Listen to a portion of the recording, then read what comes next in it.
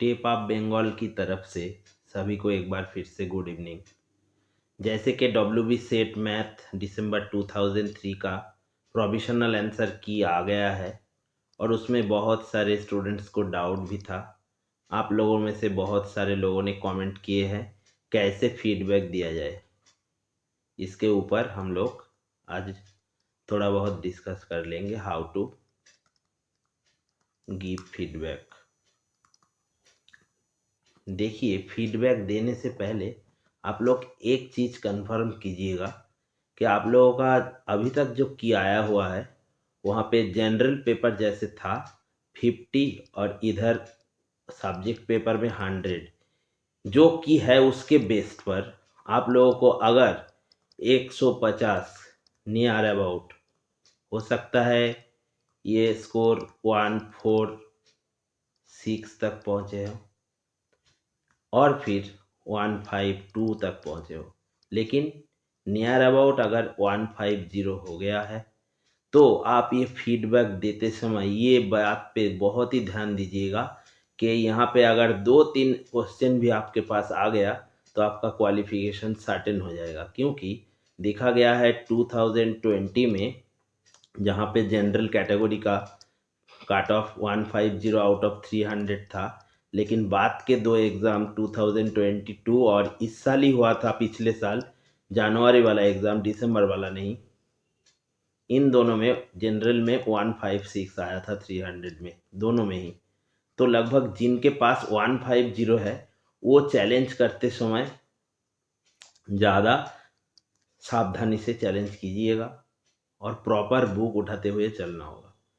जो लोग reserve category के हैं वो तो अपने स्कोर अगर 130 पार किए हैं तो ये फीडबैक उसके लिए फ़ायदेमंद हो सकते हैं। जिन लोगों का स्कोर कम हुआ है घबराइए मत। ये तो बहुत ही दुखद बात है कि बिल्कुल मेरिट होते हुए भी सिस्टमेटिक तरीके में लिख पाना उस टाइम के अंदर हम लोग पर्सनल एक्सपीरियंस से जानते हैं बहुत ही डिफ़िकल्ट है। और जब 2022 में मेरा पर्सनल एक्सपीरियंस ऐसा ही था कि प्रोविजनल आंसर की जब आया था तभी वो मार्क 150 क्रॉस कर गया था। तो बाद में जो 2-3 क्वेश्चन चैलेंज होकर आया था उसी से काट ऑफ पार हो गया था और कुछ लाइसेंस मार्क्स भी हाथ में था। तो ये बहुत ही इम्पोर्टेंट बात है कि 150 के करीब अगर आ गया है जनरल के लिए और रिजर्व कैटेगरी में 130 तो आराम से आप फीडबैक लिखिए, हड़बड़ी मत कीजिए, क्योंकि 13 जनवरी तक आपके पास टाइम है। देखिए, इस चैनल के तरफ से हम लोग ये दावा नहीं रखेंगे कि कौन कौन सा गलत है कौन कौन सा सही है। सारे क्वेश्चंस को हम लोग इसलिए डिबेटेबल कहेंगे क्योंकि बाद में जब आंसर की आएगा हो सकता है कोई ना कोई लॉजिक हमसे छूट रहा है और उसी लॉजिक पर बनाया गया हो। और कुछ कुछ केस में ऐसा भी होता है जहां बी और डी, आप 2020 वाला फाइनल आंसर की देखिएगा तो वहाँ पे आपको देखने को मिलेगा बी और डी दोनों जगह ऐसा था जहाँ पे बाद में चैलेंज होने के बाद ऐसे आंसर आया था। तो सिंगल चॉइस क्वेश्चन में क्या दो आंसर हो सकता है? नहीं। तो हो सकता है बाद में आपके साथ ऐसा कोई फेवरेबल केस आ जाए जहाँ डी दिया हुआ है लेकिन बी भी सही है और आपने बी ही किए हुए थे, तो उसी से आपको फायदा होने वाला है। तो आप में से जो लोग पूछे थे कैसे फीडबैक दिया जाए, देखिए पहले वहाँ पे जो ईमेल एड्रेस रखा गया है उस नोटिफिकेशन पे जाइए, नोटिस देख लीजिए, वहाँ से ईमेल तो लगा हुआ होगा। उस ईमेल एड्रेस में आपको एक पीडीएफ, सिंगल पीडीएफ बना लेना चाहिए। सिंगल इसके मतलब अलग अलग 2-3 बार मेल मत कीजिएगा, एक बार ही कीजिएगा जहाँ पे आपके रोल नंबर होंगे, आपके नाम दीजिएगा, शुभ नाम भी होंगे और उसके साथ साथ आपका जो क्वेश्चन के सीरीज जैसे XYZ उसी सीरीज का मेंशन करना भी बहुत ही इम्पोर्टेंट है। ये सीरीज 2 बार लिखना पड़ेगा क्योंकि जनरल पेपर में भी 3 क्वेश्चन था जहाँ पे ये डिबेट हुआ था और इसलिए X या तो फिर Y दोनों सीरीज के लिए आप लोग लिखिए पहले और फिर वहाँ पे टू द चेयरमैन मार्क कीजिएगा इसको। ऐसे कुछ भी तरीके में आप लोग खुद कर सकते हैं और जानते ही होंगे कैसे लिखा जाता है। WBCSC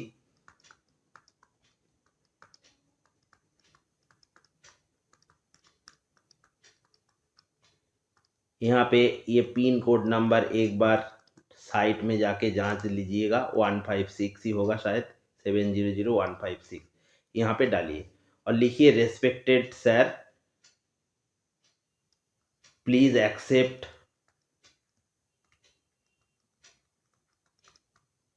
my feedback.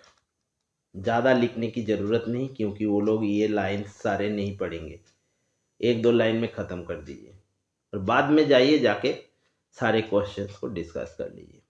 अब एक सिंपल मॉडल हम लोगों ने उठाया है कि कैसे ये फीडबैक देना है और उसमें क्या क्या सपोर्टिव डॉक्यूमेंट लगेगा। देखिए यहाँ पे इस प्रॉब्लम को लेकर हम लोग चर्चा किए थे, कल ही किए थे जब क्वेश्चन की आया था। यहाँ पे ना ए और डी दोनों ही करेक्ट है। डी जो लोग करके आए थे, यहाँ पे सिर्फ एक प्लस माइनस साइन का अंतर है। देखिए यहाँ प्लस म्यू बाय आर लगा हुआ है, इधर माइनस म्यू बाय आर, और ये तो हैमिल्टनियन में बदल जाएगा, ये दोनों चला जाएगा पहले ही। ये दोनों अगर सही होता तो ये होगा, सॉरी, तो 2020 के जैसा ही इसमें बी, ए और डी दो ऑप्शन करेक्ट दिखना चाहिए। क्यों? देखिए यहाँ पे इन लोगों ने जो inverse square force, central force डाला हुआ है, कहीं पे लिखा है म्यू क्या है, पॉजिटिव और नेगेटिव, कहीं पे लिखा, इसका मतलब ये जो म्यू बाय आर स्क्वायर है, देख लीजिए, अगर म्यू खुद ब खुद पॉजिटिव होगा और उसके आगे एक नेगेटिव साइन लगाएंगे तो ये सेंट्रल फोर्स क्या हो जाएगा, एट्रैक्टिव। और जिन लोगों ने ये म्यू को नेगेटिव ले लेंगे, क्योंकि ये कांस्टेंट बोले हैं, देखिए तब म्यू नेगेटिव है खुद, उसके सामने अगर पॉजिटिव होगा तो ये रिपल्सिव फोर्स हो जाएगा। अगर एट्रैक्टिव और रिपल्सिव कुछ नहीं लिखे हैं तो दोनों में से एक को लेकर हम लोग हैमिल्टनियन और लैग्रेंजियन बना सकते हैं। तो आपको ये दो केस पहले मेंशन करना होगा, फिर बाद में उसका सपोर्टिव डॉक्यूमेंट। अब आ जाइए कैसा डॉक्यूमेंट सपोर्टिव होने वाला है। देखिए ज़्यादातर ये सारे एग्जाम में ना लोकल जो बुक्स है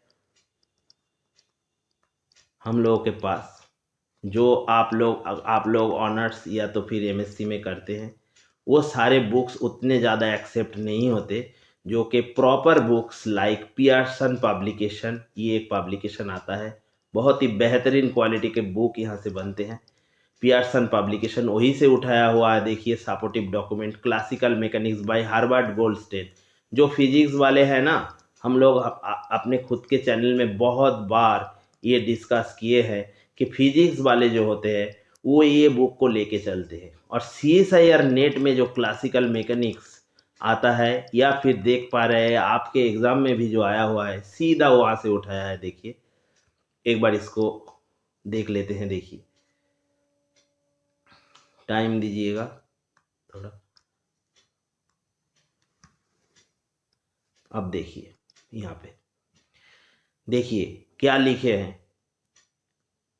आप क्या कीजिए, इस बुक का मेंशन कीजिए, उसके बाद इसका पेज नंबर है, जैसे कि 77 है, यहाँ पे 77 पेज मेंशन कीजिए, फिर यहाँ अंडरलाइन कीजिएगा। कहाँ? देखिए लिखा हुआ है, ये देखिए, case of an attractive inverse square law force.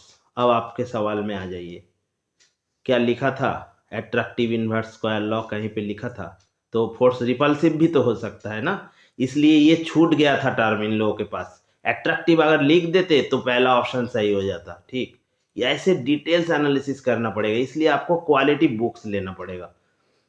तो ये अट्रैक्टिव इनवर्स स्क्वायर लॉ, इसलिए देखिए माइनस साइन पहले डाले हैं और के को पॉजिटिव रखे हैं, जैसे हम लोग मेंशन किए हैं। देखिए ऐसे बेहतरीन बुक्स में जाएंगे तो वो सारे एक्सेप्ट होते हैं। इधर देखिए, ये म्यू को अगर पॉजिटिव रखेंगे और फिर यहाँ माइनस डालेंगे तो ये अट्रैक्टिव ही तो होगा, और तब ये पहला वाला ऑप्शन ट्रू हो जाएगा। ठीक, तो आपको यही देना है कि यहाँ पे अट्रैक्टिव मेंशन नहीं था, इसलिए जो पोटेंशियल एनर्जी आएगा वो देखिए माइनस से आया हुआ है, इस लाइन को भी मार्क कीजिएगा। इसके साथ साथ एक सपोर्टिव डॉक्यूमेंट और भी खुद के हाथ से बना के देना पड़ेगा, जो हम लोग पोस्ट में मेंशन किए थे। देखिए यहाँ पे जो फोर्स रखा गया है एक्सटर्नल एनर्जी वाला, एक्सटर्नल यानी रिपल्सिव, ये केस एक था अट्रैक्टिव, एक था रिपल्सिव। तो एक ऐसे कैलकुलेशन हाथ से करके देना होगा। ये डॉक्यूमेंट जरूर नहीं, क्योंकि ये गोल्डस्टेन वाला बुक नहीं है, ये एक प्रॉब्लम ओरिएंटेड बुक है जो एक्सेप्ट नहीं होने वाला है। लेकिन आपको ये कैलकुलेशन करके सिर्फ और सिर्फ दिखाना है कि वो म्यू बाई आर भी हो सकता है। एक बार ये म्यू बाई आर बन गया, तब जब लैग्रेंजियन आएगा आपको लिखना होगा टी माइनस बी। टी तो रहेगा, टी हर एक ऑप्शन में सही था, इधर माइनस म्यू बाई आर बन जाएगा। जो आपके कौन सा ऑप्शन में मैच हो रहा है देखिए, रिपल्सिव के केस में ये लास्ट वाला था या नहीं था। तो इसी से ना क्या होगा, आपको फायदा होगा। और ये जो बेहतरीन बुक हम लोग पहले ही कह चुके हैं, ये बेहतरीन बुक है एक। आपको अगर इस टाइप के एग्जाम में सक्सेस लाना है तो ये सारे बुक्स को ऐसे अंडरलाइन करते हुए आगे चलना होगा, होगा ही होगा। तो सारे जगह आप रेड कलर को छोड़ के हाइलाइटर भी इधर लगा सकते हैं। और जो आपने कैलकुलेशन हाथ से किए होंगे, बेटर हो वर्ड में टाइप किया जाए।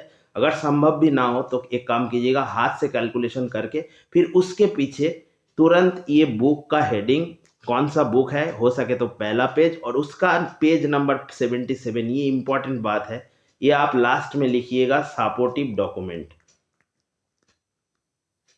Supportive document. ये एक बार आप लोग लिख देंगे और उसके जगह ये गोल्डस्टेन वाला नाम यही इनफ है आपके लिए, क्योंकि ये बुक पूरे वर्ल्ड में एक्सेप्टेबल है। ध्यान दीजिएगा, ये पियर्सन पब्लिकेशन हो या तो फिर उइली या तो फिर स्प्रिंगर, ये तीनों ना बेहतरीन पब्लिकेशन है जो हायर लेवल में हम लोगों को पढ़ना पड़ता है। रिसर्च जो लोग आप में से किए होंगे और आप जुड़ना चाहते हैं रिसर्च से, उसको भी ध्यान में रखना होगा। जब हम लोग रिसर्च वर्क करते हैं ना, तो ये सारे बुक्स को उठा के चलना होता है। ये सारे एक्सेप्टेबल सारे पब्लिशर्स है, इसके बुक्स के रिजल्ट्स ज़्यादातर एक्सेप्ट होते हैं। बाकी तो आपके हाथ में नहीं है। हो सकता है इतने ज़्यादा लॉजिक देने के बाद वो सिर्फ गोल्डस्टेन वाला केस, ये अट्रैक्टिव को इग्नोर करे और आपको कहे, जैसे सामने तो कोई नहीं कहेगा ये inverse square law by default ये अट्रैक्टिव है, तब कुछ करने का नहीं है, तब ए हो जाएगा, डी चला जाएगा। लेकिन ये गलती आपको जरूर एक बार दिखा देना चाहिए कि यहाँ पे बहुत ही इंपॉर्टेंट बात लिखा था जो मिसिंग है, अट्रैक्टिव इनवर्स स्क्वायर और minus sign towards the centre of force. इसका मतलब अट्रैक्टिव, देखिए minus sign towards attractive force, इधर माइनस साइन लगा हुआ है, के को पॉजिटिव लिए है। और आपके प्रॉब्लम में देखिए के क्या पॉजिटिव दिया हुआ था, म्यू को कांस्टेंट दिया हुआ था। अगर म्यू ग्रेटर देन 0 होता और अट्रैक्टिव होता तब तो ये सही हो जाता। यहाँ पे तो ऑप्शन खुला रहेगा, क्यों, ए और डी बोथ हो सकता है। डिटेल्स में अगर एनालिसिस करेंगे तो ये दोनों आपके सामने आ जाएगा। तो इस बात पे ध्यान दीजिएगा। पहले क्या कीजिए, एक 2 लाइन का एक लेटर लिखिए, रेस्पेक्टेड सर ऐसे कुछ डाल दीजिएगा। और फिर बाद में ये सारे रिजल्ट आप हाथ से कीजिए, सपोर्टिव डॉक्यूमेंट दीजिए हर एक के लिए। अब देखना है आप लोगों को, ये ऐसे एक डॉक्यूमेंट, ये बुक जहाँ पे प्रॉब्लम ओरिएंटेड पार्ट था, इसको नहीं दिखाने का, इस यहाँ पे आप लोग सिर्फ वो जो शुरू में नेगेटिव डाले हुए थे इधर, इसको पॉजिटिव कीजिए रिपल्सिव के केस में और कैलकुलेशन करके दिखा दीजिए। जैसे हम लोग इस यहाँ से मदद जरूर ले सकते हैं। यहाँ से देखिए ये कैलकुलेशन डाला हुआ है, कैसे के बाई आर आया है। आप स्क्रीनशॉट ले लीजिएगा एक बार, हम लोग इसको मिटा देते हैं जैसे कि आपको सुविधा हो। यहाँ पे आप ये कैलकुलेशन डाल सकते हैं ज़रूर, ये कैलकुलेशन डाल दीजिएगा तब हो जाएगा। देखिए के बाई आर आया है और क्या आया है पॉजिटिव, तब ये म्यू बा के जगह आप म्यू रखिए तो ये रिजल्ट आ जाएगा टी माइनस बी, यानी ऑप्शन डी मैच कर जाएगा। तो इसी तरह आपको हर एक प्रॉब्लम जो आपके सामने डाउटफुल लग रहा है, कि आपको लग रहा है इसके आंसर यही नहीं होना चाहिए था, आप उसको डाउटफुल सिर्फ और सिर्फ मत लिखिएगा। आप आपके ओपिनियन दीजिएगा, उसके साथ साथ सपोर्टिव डॉक्यूमेंट खूब अच्छी तरीके से बुक जो मिलता है उसमें ले लीजिएगा। हाँ ये बात सही है, देखिए बाद में सारे प्रॉब्लम्स जो आया हुआ है 50 नंबर न्यूमेरिकल एनालिसिस वाला एक प्रॉब्लम था जहाँ पे ऑप्शन ए बी डी तो चला गया था, सी पार्शियली मैच हो रहा था, उधर कुछ ए प्लस बी प्लस सी 1 ऐसा कुछ आया था, हम लोग किए थे तो वो तो मैच हो रहा था सी के ऑप्शंस में, लेकिन एक शायद B plus last 2 C type का कुछ था, वो छूट जा रहा था। आप हाथ से कीजिए और कैलकुलेशन दिखा दीजिए। वो लोग एक सेकेंड डिग्री पॉलिनोमियल के बारे में बोले थे, तो सेकेंड डिग्री पॉलिनोमियल आप एक काम कीजिए, x square plus x plus 1 को लेके चलिए। हम लोग अलग अलग तरीके में 1x और एक्स स्क्वायर के ऊपर काम किए थे, आप एक साथ भी कर सकते हैं। दोनों साइड कंपेयर कीजिएगा और दिखा दीजिए कोई भी ऑप्शन नहीं मैच कर रहा है शायद, तो वही से आपका फायदा होगा। इसका सपोर्टिव डॉक्यूमेंट कुछ दिखाने वाला है ही नहीं, ये तो कैलकुलेशन बेस्ड है। ठीक, इसको छोड़ के भी ये 54 63 हम लोग ये डिस्कस किए हैं। देखिए क्लासिकल मैकेनिक्स ये न्यूमेरिकल वाला था, इसको छोड़ के 54 और उसके साथ साथ 69 और 56 ये जो दो प्रॉब्लम्स था, ये शायद 65 होगा, सॉरी 56 नहीं, स्टैटिस्टिक्स में दोनों सवाल, एक 65 होगा जहाँ पे N25 ऑब्जर्वेशन लेके काम किया गया था और बाइनोमियल 0 और 1 किया था, सक्सेस फेलियर यानी बाइनोमियल डिस्ट्रीब्यूशन के तरह एक सैंपल था। आप डिस्ट्रीब्यूशन वहाँ बाइनोमियल उठा सकते हैं क्योंकि फ्री टू चूज था, और दिखा देंगे हम लोग के उधर जो स्टेटमेंट 1 वो भी फॉल्स है, 4 भी फॉल्स है। और जब options A B C D बने थे ना, उस ए बी सी डी में कहीं पर 1 था कहीं पर 4 था, तो किसी भी ऑप्शन इसलिए इसका सही नहीं होने वाला है। तो आपको चैलेंज करना होगा। यहाँ पर भी बुक नहीं मिलेंगे, सिर्फ और सिर्फ बाइनोमियल के मीन जो एनपी और वेरिएंस एनपी को क्यू को लेके आपको काम करना है, और एक सपोर्टिव डॉक्यूमेंट के जगह आपको किसी भी स्टैट्स के बुक उठाने हैं, स्टैटिस्टिक्स, और वहाँ से लिख दीजिएगा। उइली सीरीज का एक बुक आता है रोहतकदी वाला, ये आप उठा सकते हैं।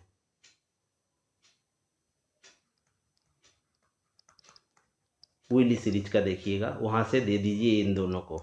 ठीक, इनमें से एन पी और एन पी क्यू में रिलेशन, ये वेरिएंस है, ये मीन है। तो आप में से जो लोग स्टैटिस्टिक्स पढ़े होंगे उन्होंने उसको चैलेंज कीजिए ज़रूर। और उसके साथ साथ एक 69 वाला प्रॉब्लम भी था जो ऑर्डर स्टैटिस्टिक्स पर था, ये भी गलत था शायद। देखते हैं लास्ट तक क्या आंसर आता है, क्योंकि प्रॉपर टेक्स्ट बुक या हाथ से कीजिएगा तो इसका आंसर सी मैच हो रहा है, लेकिन उन लोगों ने शायद डी को दे के रखा है। तो ऐसे सैंपल्स, ये सीओ भी वाला 21 वाला प्रॉब्लम था, ये सारे एक सीरीज के अंदर होगा। वाई सीरीज में ये नंबर कुछ अलग सा होगा, आप देख लीजिएगा, जामलिंग ऑर्डर दिया हुआ है। सीओ भी में जाइएगा तो वो भी शायद गलत है, क्योंकि बी शायद सही होगा, उन लोगों ने ए या सी कुछ दे रखा है, वो तो गलत हो जाएगा। ये सही होना चाहिए। यहाँ पर भी किसी भी टेक्स्ट बुक की ज़रूरत नहीं, आप एक काम कीजिए, बी में आप लोग वो सिर्फ और सिर्फ कैलकुलेशन को दिखा दीजिए कि कौन सा सही है कौन सा गलत है। तो ऐसे तरीके में चलेंगे तो हो जाएगा। ठीक, तो आप घबराना मत, आपके लिए ये सारे रिजल्ट, और पार्ट ए यानी जनरल पेपर में भी ऐसे आपको चैलेंज करना ही है। 3-4 क्वेश्चंस ऐसा था, और हम लोग ये दवा नहीं रखते, हम लोग अकेले सारे फॉल्ट्स ढूंढने के लिए यहाँ बैठे हैं, लेकिन जो सारे डिबेटेबल क्वेश्चंस है वहाँ से स्टूडेंट्स लोगों को कैसे फ़ायदा मिल सकता है यही डिस्कस किए हैं।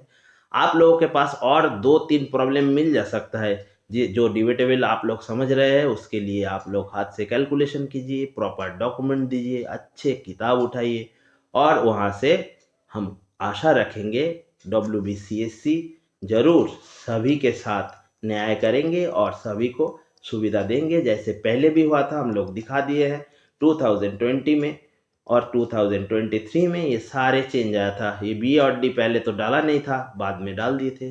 तो बेफिक्र रहिए, एटलीस्ट कुछ ना कुछ इंक्रीज होगा। लेकिन हाँ, जिन लोगों को नंबर 150 के आसपास है जनरल कैटेगरी में, उसी को इसी से ज़्यादा फायदा होगा, क्योंकि नंबर अगर बहुत कम है तो आपको दूसरे साल के लिए प्रिपरेशन लेना अभी से शुरू कर देना चाहिए।